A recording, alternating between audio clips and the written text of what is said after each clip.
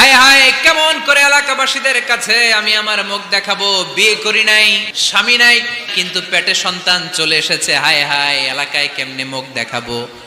লজ্জায় পড়ে মারিয়াম আলাইহিস সালাম এলাকা থেকে চলে গেলেন। কি অবাক করে কাণ্ড!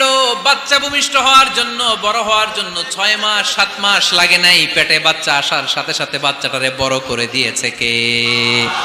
মারিয়াম আলাইহিস সালাম এবার বসে পড়লেন, বুঝতে আরম্ভ করলেন প্রেগন্যান্সির পেইন উঠেছে। হঠাৎ করে পেট থেকে বাচ্চা ভূমিষ্ঠ হয়ে যাওয়ার পরে উনি কাঁপতে আরম্ভ করলেন। ক্ষুধার চোটে খাবার কিছু নাই, সামনে ঝর্ণা, উপরে একটা খেজুর গাছ।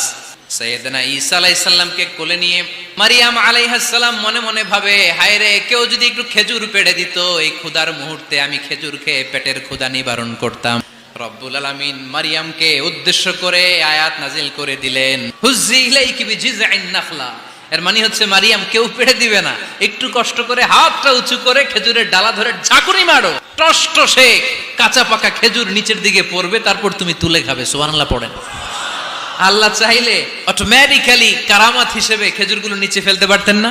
আল্লাহ শিক্ষা দিয়েছে, যেই পরিস্থিতিতে থাকো না কেন, তোমাকে শ্রম ব্যয় করে কষ্ট করে তোমার উপার্জন করতে হবে, রিজিকের বন্দোবস্ত করতে হবে। চিল্লায় বলেন ঠিক কিনা?